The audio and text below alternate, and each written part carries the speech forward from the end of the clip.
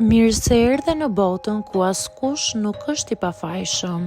Sekrete shqiptare, vendi ku rrëfimet më të thella, më të ndaluara dhe më të pathëna të shqiptarëve marrin zë. Na bëni subscribe për histori të ndryshme.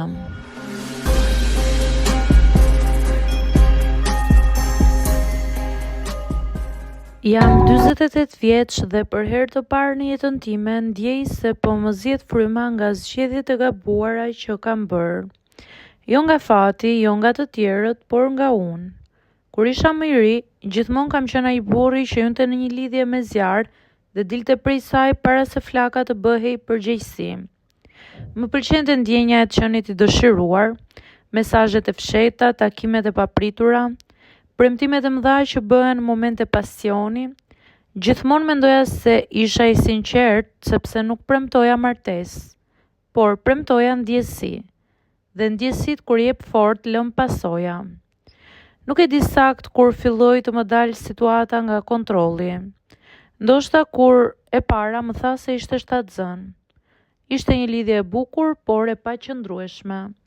U ndava nga ajo para se të lindte fëmia.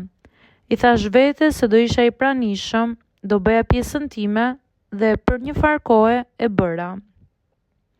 Pastaj erdhi një tjetër lidhje, edhe ajo shumë e fortë, intensive. Me një fund shumë të shpejtë. Ajo më mori në telefon, më ngriu gjakun duke më thënë që jam shtatzën. Në fillim ndjeva panik, pastaj zemërim, pastaj një lloj pirje, si të ishte një skenar që po përsëritej dhe unë po e shikoja nga jashtë. Sot kam disa fëmijë nga marrëdhënie të ndryshme. Disa jetojnë në të njëjtin qytet, disa jo, disa më njohin mirë, disa më shohin si vizitor, dhe po, të gjitha më kërkojnë lek. Ka muaj që telefoni im është i mbushur me mesazhe për pagesa, për shkollë, për rroba, për kurse, për nevoja që janë reale. Në fillim ndjesha i sulmuar, më dukej sikur po më zhvasnin, më dukej sikur po paguaja për gabimet e mia pafund. Por e vërteta është më e thjeshtë, po paguaja për përgjegjësinë time. Parat janë pjesa më e dukshme, por jo më e dhimbshmja. Më e dhimbshmja është kur një nga fëmijët më pyet pse nuk jetoj me të, ose pse nuk kam qenë në festën e tij të fundvitit, ose pse nuk e di emrin e shokut të tij të ngushtë. Atëherë kuptoj që nuk kam qenë baba me kohë të plot për askënd. Kam jetuar si burr i lirë për shumë vite. Dilja kur doja, kisha lidhje pa angazhim, i thoja vetes se nuk jam tip familjar, nuk dua të jemi mbyllur, jeta është shumë e bukur dhe duhet jetuar.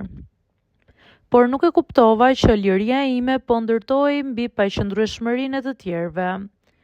Jam 48 vjeç, nuk mund të them që jam plak, por ndjej lodhje që nuk është fizike. Është mendore, emocionale, çdo herë që bëj një transfer bankar ndjej një përzierje ndjenjash, detyrim, faj, por edhe një lloj distance. Parat janë të lehta, më shumë se sa prania. Kam filluar të kuptoj se ajo që më rëndon nuk është shuma që paguaj çdo muaj. Është fakti që kam krijuar disa jetë pa krijuar një familje të qëndrueshme për asnjërin. Ka net që rri vetëm në apartamentin tim. Është i rregullt, i qetë, bosh, nuk ka lodra në dysheme, nuk ka zhurmë. Nuk ka dikë që më thret nga dhoma tjetër, dhe ndonjëherë ajo qetësi më duket si dënim. Po përpiqem të ndryshoj diçka, po mundohem të jem më shumë se sa një kartë bankare, të kaloj kohë me secilin prej tyre, të krijoj lidhje individuale.